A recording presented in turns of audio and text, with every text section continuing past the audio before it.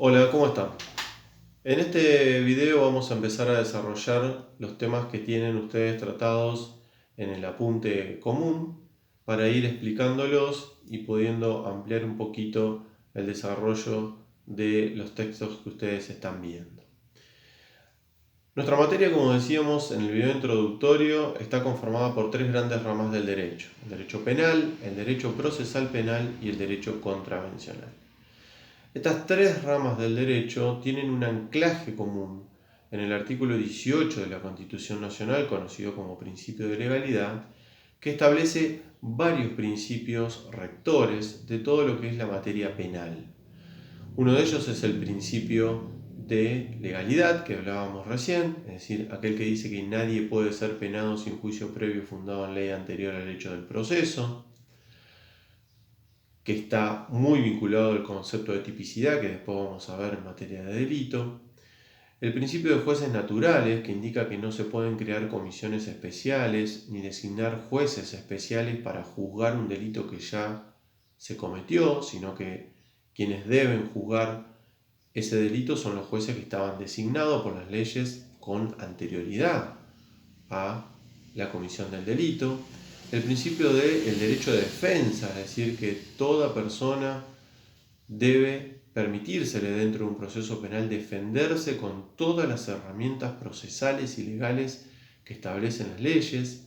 El principio del debido proceso, que tiene que ver con la obligatoriedad por parte del Estado de respetar los procedimientos de acuerdo a cómo estén diagramados en los códigos respectivos, so pena de considerarlos nulos.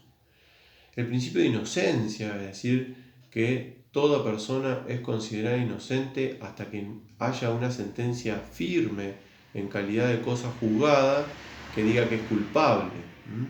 Esto significa que la cosa juzgada opera cuando una persona ya no tiene más recursos para interponer ante una sentencia y por lo tanto la instancia se encuentra totalmente agotada y entonces la sentencia queda firme.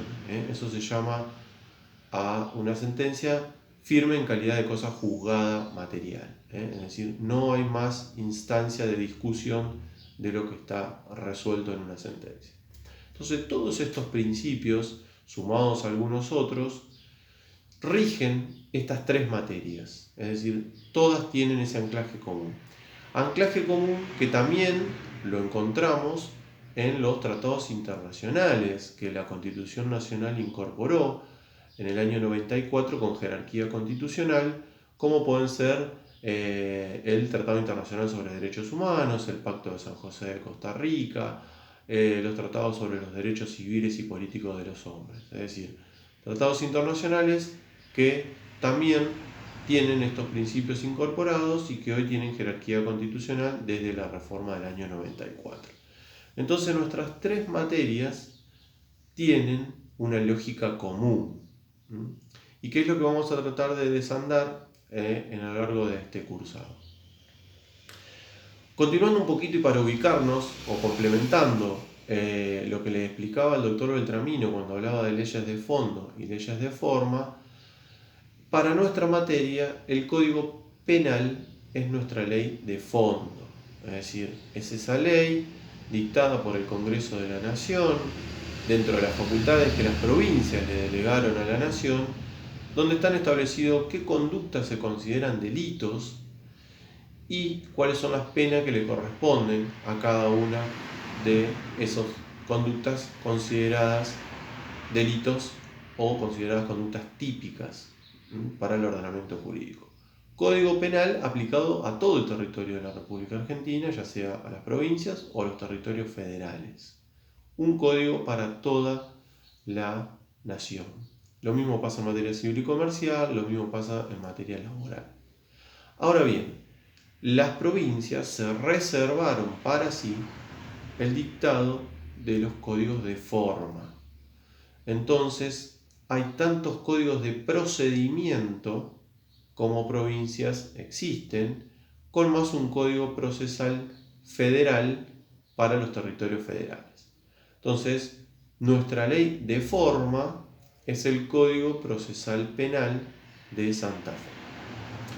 Por su parte, el Código Contravencional, o como se le llama ahora, Código de Convivencia, tiene una mixtura entre leyes de fondo y leyes de forma, es decir, en su contenido tiene ambos tipos de leyes. Vale aclarar también que el dictado de los códigos contravencionales también está dentro de las facultades que las provincias se reservaron para sí al momento de crear la nación argentina. Delegaron el dictado de los códigos de fondo, se reservaron el dictado de los códigos de forma y también el dictado de los códigos contravencionales. Por eso también tenemos un código contravencional en cada una de las provincias. Como les decía, nuestro código contravencional tiene los primeros 2 capítulos donde están las disposiciones generales y luego está el procedimiento, es decir, cuáles son las etapas que se siguen adelante para investigar una contravención y en su caso dictar una sentencia. Ahí tenemos leyes de forma, leyes de procedimiento. Pero en un tercer título, nuestro código contravencional trata las contravenciones, es decir, establece qué conductas son consideradas una contravención y qué pena le corresponden a cada una de ellas. Eso es ley de fondo. Entonces, nuestro código contravencional tiene la característica de tener en los primeros 2 capítulos leyes de forma y en el último título leyes de fondo. Dicho esto, ustedes lo primero que tienen o que van a encontrar dentro de su apunte es una definición de delito. Es decir, ¿qué es lo que es delito? El delito es parte de lo que es la materia penal, es decir, lo que se trata académicamente dentro de lo que es la materia de derecho penal. Entonces vamos a empezar por ahí, definiendo qué se considera delito.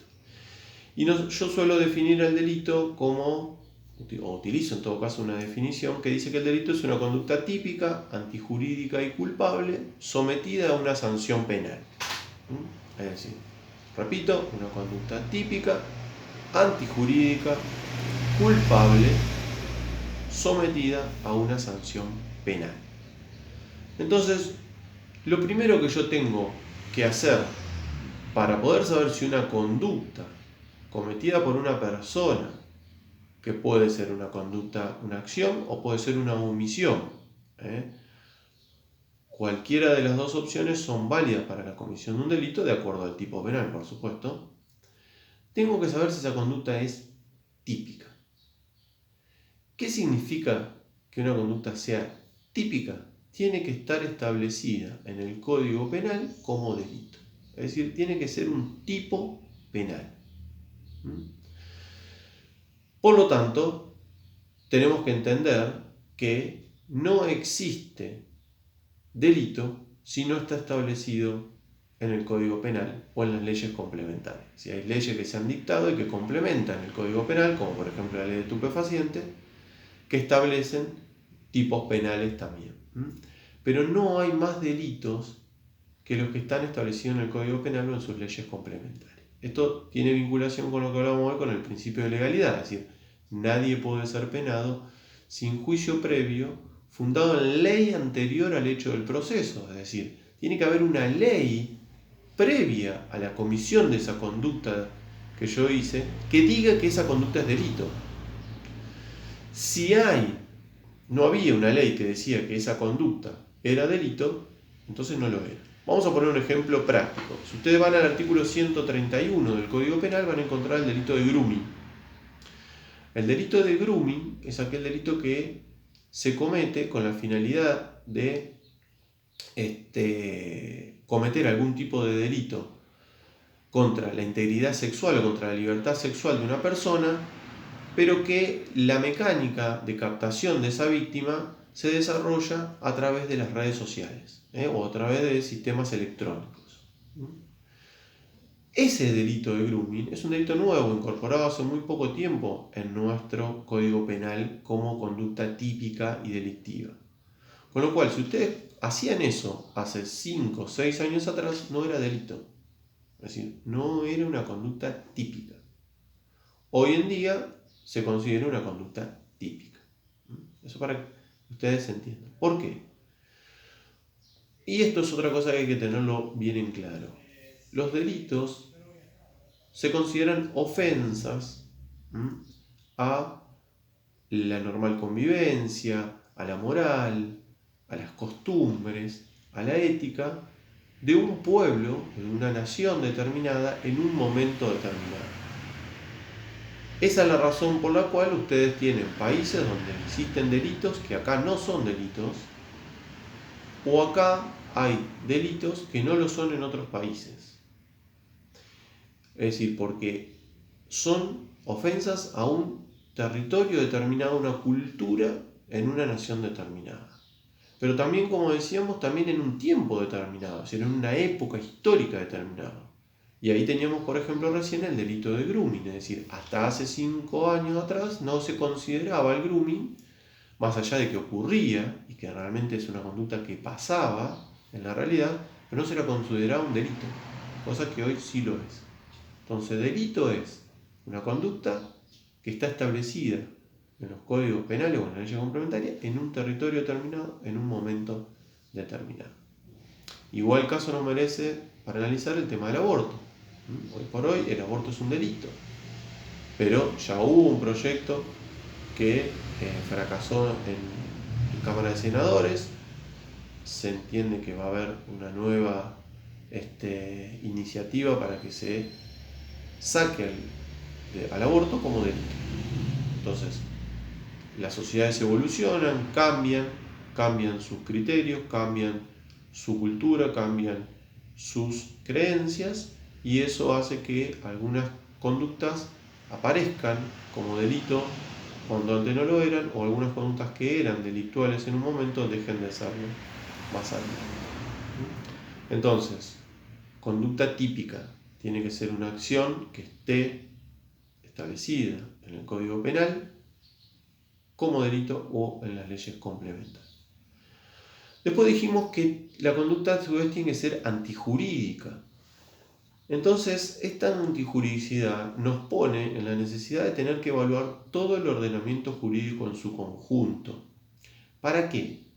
Para ver si esta conducta típica que se cometió es antijurídica, es decir, va en contra de las disposiciones legales, o, dicho de otra manera, si no existe una causa de justificación, es decir, si no existe una disposición legal que justifique el haber cometido una conducta típica.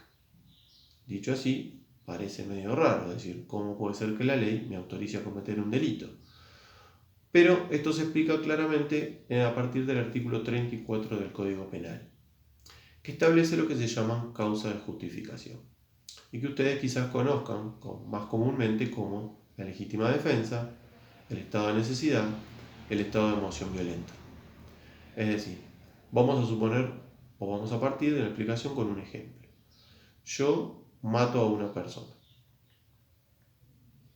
¿Es una conducta típica? Sí, es un delito. Es un homicidio, el artículo 80, está penado esa conducta como delito en nuestro Código Penal. Ahora bien, lo que tengo que seguir analizando es si esa conducta es antijurídica. Y para eso lo que tengo que ver es si no existe una justificación dentro de la circunstancia en que se desarrolló ese homicidio que me permita decir a mí que esa conducta evidentemente se realizó en forma contraria a la ley. Entonces me voy a fijar cómo se desarrolló esa conducta. Vamos a suponer o vamos a tomar el caso del estado de necesidad. Ustedes saben que el estado de necesidad es causar un mal menor para evitar un mal mayor. Vamos a suponer el caso, yo soy personal policial, vengo en una control, digamos, vengo patrullando, vengo en un servicio y observo una persona que se quita el seguro de una granada frente a un establecimiento educativo que estaba lleno de chicos y la está por arrancar. Yo saco el arma, disparo y lo mato. ¿Hay una conducta típica? Sí, hay un homicidio, claramente hay un homicidio. Ahora, ¿es antijurídica esa conducta? No, porque yo mato a esa persona en uso de una causal de justificación, que ¿cuál es? El estado de necesidad. Tranquilamente podríamos aplicar también este ejemplo a una legítima defensa. Pero vamos a quedarnos con el caso para el estado de necesidad. Es decir, yo causé un mal menor, que es la muerte de esta persona, para evitar un mal mayor, que era la muerte de todos los niños que iban a morir en caso de que esta persona tirara la granada dentro del establecimiento educativo. Entonces, ¿hay conducta típica? Sí, lo que no es antijurídica, porque está jurídicamente permitida por ser una conducta realizada en estado de necesidad. ¿Qué pasa con el estado de emoción violenta? Vamos a suponer que yo observo que una persona golpea salvajemente para robarle la cartera a mi mamá, ¿no? Y al ver esa situación, yo venía llegando al lugar, ver esa situación, me enajeno, pierdo noción de espacio, tiempo, todo, lo único que salgo es desesperado, agarrarlo a este tipo, lo agarro, lo empiezo a golpear y lo mato. ¿Hay conducta típica? Sí. Otra vez más estamos frente a un homicidio, es decir, yo maté a golpe a una persona. Ahora, en principio, y sirve como ejemplo académico solamente, por supuesto, porque hay que ver un montón de circunstancias. ¿Es antijurídica esa conducta? En principio, y para el ejemplo, digamos que no, porque yo lo hice en un estado de emoción violenta. Es decir, fue tal el impacto que a mí me generó esa persona arrastrando a mi mamá por el piso para robarle el celular, que perdí toda noción de espacio-tiempo y no sé lo que hice. Es decir, lo hice en un estado que se llama emoción violenta. Por supuesto que esto en un expediente hay que probarlo, hay que demostrarlo, va a haber una pericial médica y psicológica que va a decir si realmente esto fue en esas circunstancias, pero bueno, vale como ejemplo académico para que se entienda el caso que estamos explicando.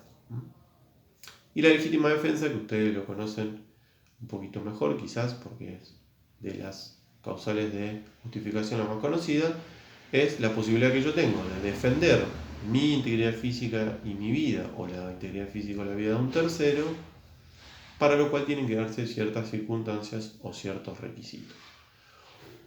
El primer requisito de eso: no tiene que haber provocación en el agente, es decir, yo que me defiendo legítimamente no tengo que haber provocado a la otra persona para que me agreda y yo luego defenderme.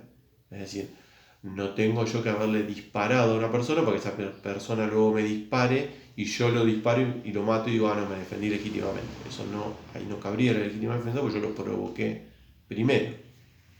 La segunda cuestión es que tiene que haber necesariamente una amenaza ilegítima por parte de la otra persona, una agresión ilegítima sobre la que yo me defiendo. Y el tercer requisito, quizás que es el más complejo de analizar, es lo que se denomina racionalidad del medio empleado o proporcionalidad del medio empleado. Es decir, el elemento con el cual yo me defiendo tiene que tener una proporción con aquel que me está atacando. Desde ya, sin entrar en el tema, que es bastante complejo, como les decía, dejar aclaradas algunas circunstancias, como son que ya la doctrina y la jurisprudencia tienen claramente reconocido que esta proporcionalidad no es matemática. Es decir, no es que si me atacan con un arma yo me puedo defender con un arma, si me atacan con un cuchillo tengo que defenderme con un cuchillo o con algo inferior, pero no puedo defenderme con un arma. Si me atacan con un palo, solo puedo defenderme con un palo o con algo inferior, no me puedo defender ni con un cuchillo ni con un arma porque no hay desproporcionalidad. Esto no es así. Hay que evaluar todas las circunstancias del caso y cómo se desarrollan las circunstancias del caso. Es decir, si yo tengo una persona que con un cuchillo viene, se me tira arriba y es inminente que me va a clavar el cuchillo y muy probablemente pueda llegar inclusive a matarme, y lo único que yo tengo a mano es una pistola, puedo defenderme legítimamente utilizando esa pistola, disparando y matarme. Es decir, si vamos a comparar la proporcionalidad en forma matemática, y vamos a decir claramente que yo no obré en legítima defensa porque tenía un elemento para defenderme desproporcionado en razón del que me atacaban. Es decir, me atacaban con un cuchillo, me defendí con una pistola. Sin embargo, las circunstancias del caso hacen que yo no tenía forma de defenderme de otra manera, primero porque no tenía un cuchillo, y segundo porque era tan inminente el hecho de que la persona clavara el cuchillo y pudiera llegar inclusive hasta matarme, como decíamos, que justifican la utilización de una arma de fuego. Como les digo, la legítima defensa, y hay muchos temas que se han dado, el caso Chocobar en nuestro país últimamente, el caso de esta persona jubilada, que era herrero, que mató a un delincuente en Buenos Aires hace un tiempo, que lo corrió y lo terminó aparentemente matando en la vía pública a unas varias cuadras de su casa. Bueno, digo, hay muchos casos y en todos los casos lo que se observa es que hay que ver el caso concreto, hay que ver la circunstancia en la cual las cosas se sucedieron, hay que hacer un análisis y podemos ver en todo caso si hay legítima defensa o directamente no hay legítima defensa, o esto que surgió a partir de estos casos y que se escucha ahora como un exceso en la legítima defensa. Es decir, me defendí en legítima defensa, pero fui más allá de lo que me permitía la ley. Todas estas cuestiones son muy casuísticas, hay que ver el caso, hay que analizar el caso, como les decía, no es tan matemático, pero bueno, es importante que ustedes al menos tengan en claro, desde un punto de vista académico, esto de qué significa analizar la antijuridicidad. Es decir, la conducta tiene que ser típica, tiene que estar regulada en el Código Penal, pero a su vez tiene que ser antijurídica, es decir, no tiene que ser cometida fuera de las causales de justificación, o en todo caso, si hay una causal que a mí me justifica haber cometido esa conducta típica, entonces no habrá, o habrá una comisión de un delito, pero no será merecedora de una pena. El tercer elemento, dijimos, para definir un delito es la culpabilidad. Y acá entran a jugar el dolo y la culpa. Es decir, vamos a tener un homicidio, una persona que mata a otra de un disparo. ¿Tenemos conducta típica? La tenemos. ¿Tenemos antijuridicidad? Sí, no había ninguna causal de justificación para hacerlo. Vamos ahora a ver el tema de la culpabilidad. Y en la culpabilidad, ¿qué es lo que analizamos? ¿El dolo o la culpa? Es decir, lo que analizamos ahí es si esa persona realizó esa acción típica y antijurídica con dolo o con culpa. Es decir, con dolo lo quiso hacer.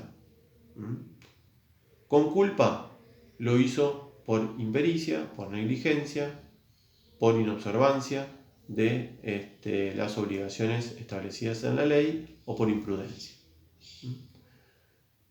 Entonces, nosotros sabemos que tenemos el dolo directo, el dolo eventual. Es decir, el dolo directo es aquel en el cual yo quiero matar a una persona, disparo y la mato. Eso es dolo directo. El dolo eventual es cuando yo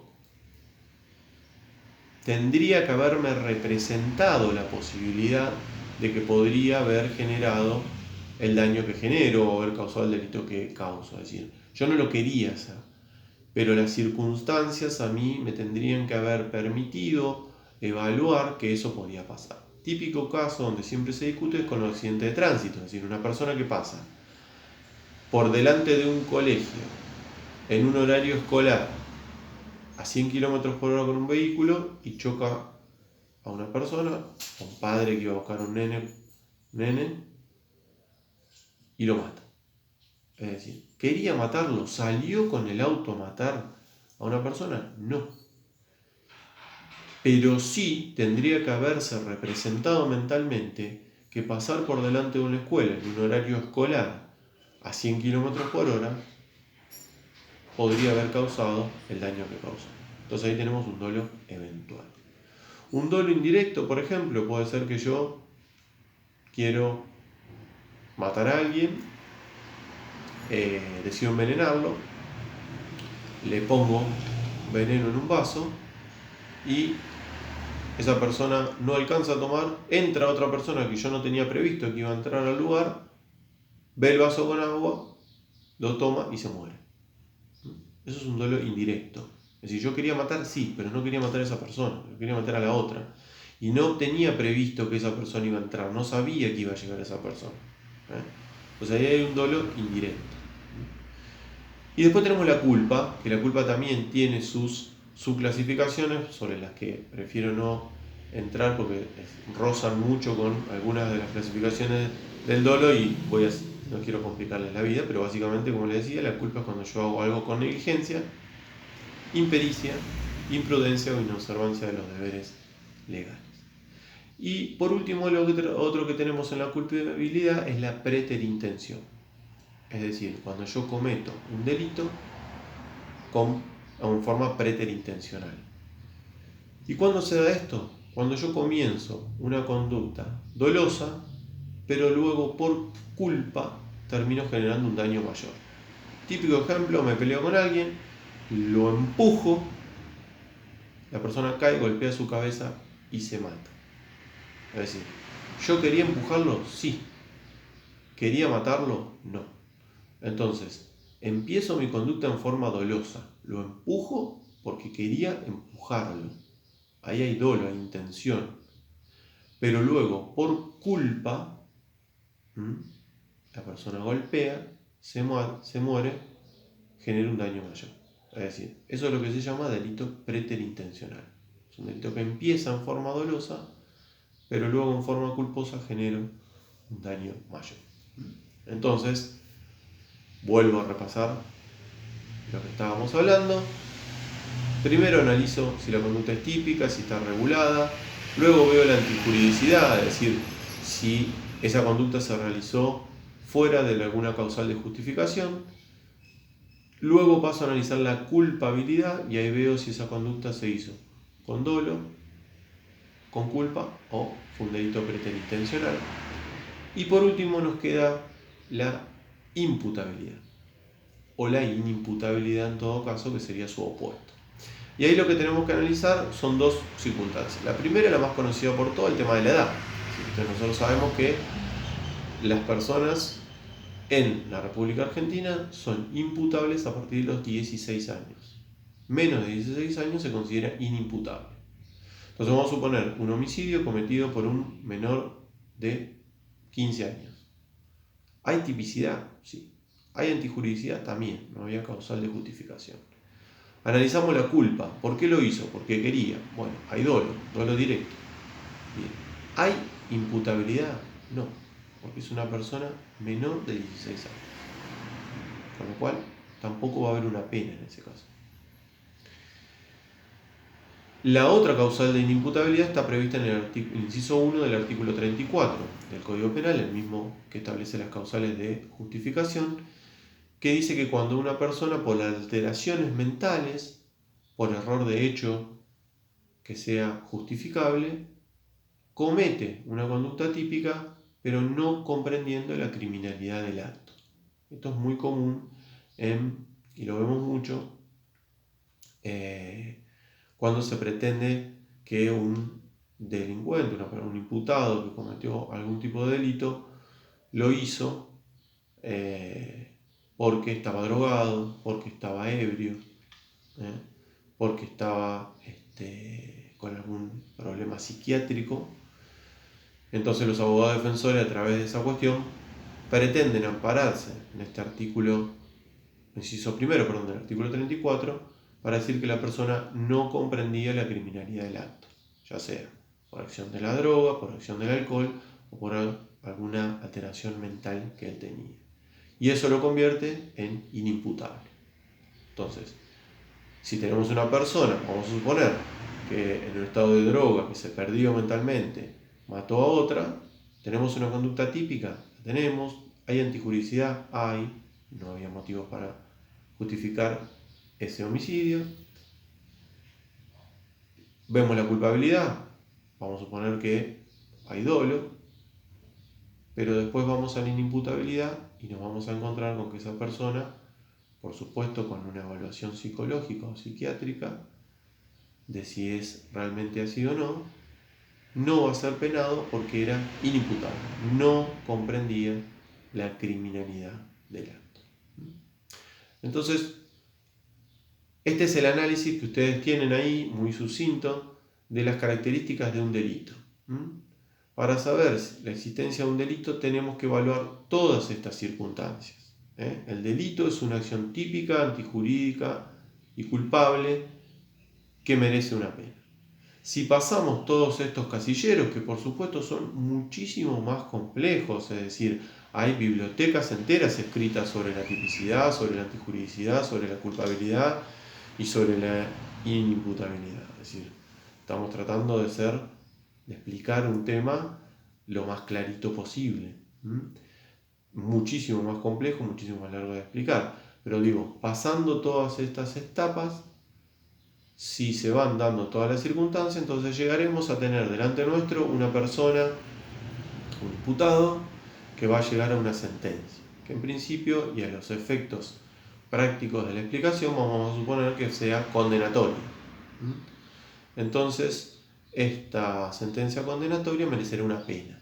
Y esas penas están previstas en el Código Penal también, como son la prisión, la reclusión. Prácticamente hoy no tienen mayores diferencias, como les dice el apunte. Antes la reclusión era más gravosa, ahora prácticamente no hay diferencias entre una y otra. La multa, es decir, una sanción pecuniaria, o la inhabilitación, que la inhabilitación generalmente es una pena accesoria que se aplica cuando se encuentra una persona culpable de un determinado delito y se la multa o se le da prisión y se la inhabilita para, por ejemplo en el caso nuestro de personal policial, para ejercer cargos públicos, o generalmente cuando esos delitos son cometidos en ejercicio de la función, o por ejemplo una persona que mata en un accidente de tránsito a otra persona y se la encuentra culpable, por ejemplo por dolo eventual, se la sanciona con prisión, por ejemplo, de 4 años e inhabilitación para manejar por el mismo tiempo de la condena, o por el doble del tiempo de la condena, etcétera, etcétera. La pena de inhabilitación es la prohibición de desarrollar determinada actividad durante un tiempo determinado y viene generalmente como accesoria de otra condena que puede ser de prisión o puede ser, por ejemplo, de multa. Con esto entonces queda explicado el tema de el delito, el concepto de delito y cuáles son los elementos que tenemos que observar a los efectos de determinar si una conducta es delictiva o no y en su caso si es merecedora de una pena.